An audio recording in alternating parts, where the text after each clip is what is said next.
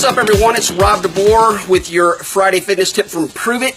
And today I just want to give you a short training tip because I'm asked all the time, hey, is it okay really if I'm doing a high-fat, low-carb diet, or really any diet for that matter, if I'm only eating twice a day? You know, we've all heard 4 or 5, maybe 5 or 6 small meals a day.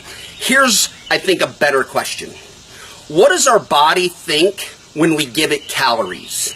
So whether it's protein, 4 calories per gram, carbohydrates, 4 calories per gram, or fat, 9 calories per gram. Those three, the big 3 macronutrients that we're all very familiar with, what does our body think? Here, this may surprise you. Every calorie you put in your body, whether it's on a regular, ongoing, every few hours during the day, or just once or twice a day, the last calorie you give your body thinks it's the last calorie it's ever going to get. Now that may come as a surprise, but let's unpack that just a little bit. In other words, your body thinks it's the last calorie it's ever going to get because your body's goal is survival. Your body doesn't care what it looks like in a bathing suit. It doesn't care what the scale says. Your body says, I want to make sure that I'm taking every measure I can to survive. That's why we know your body will make its own fuel sources 2 ways. One called gluconeogenesis. When your body's not getting the food that it needs, your body will create glucose new creation by breaking down protein. Your body also can create a fuel source called ketones, the second fuel source, through ketogenesis, ketone creation by breaking down body fat. So rather than entering into the debate of 1 or 2 meals a day versus 5 or 6, first of all, I think it's personal preference. I don't think it matters because here's again what your body's saying. This is the last calorie we're going to get. The reason we know that, because any excess carbs, any excess protein, and any excess fat doesn't leave the body but is stored for survival.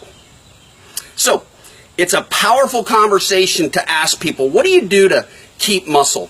What do you do with the calories that you put in your body? What type of fuel source are you using on a daily basis? If ketone energy isn't mixed in, I think it's a very important point of conversation, and here's one reason why. Number one, we all know it's a cleaner, more efficient fuel source. In other words, when ketones enter into the body, our body uses those. It recognizes it as fat metabolism fuel source versus glucose, which is a sugar metabolism fuel source.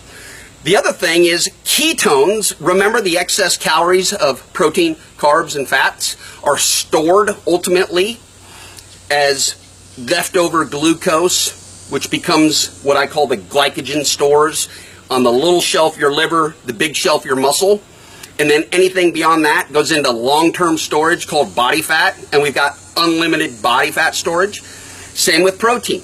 Your body can only use so much protein. What happens to the excess calories?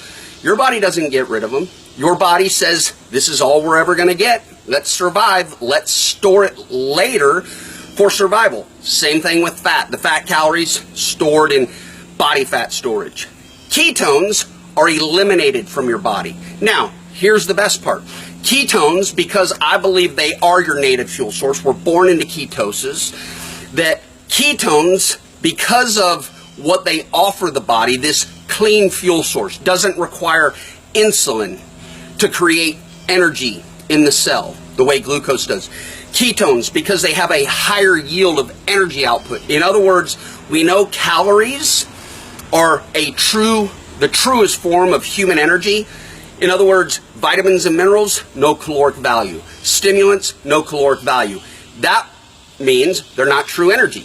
But ketones have 5, maybe 5.5, 6 calories per gram. So there's more energy output in the cell than glucose, which is ultimately what protein and carbohydrates will become. So that's your Friday fitness tip from Prove It. Remember, don't worry about how many meals a day. Worry about, am I giving my body enough for it to survive, for my eyes to blink, heart to beat, brain to think? That's the ultimate question. Thanks so much, guys. We'll talk to you soon.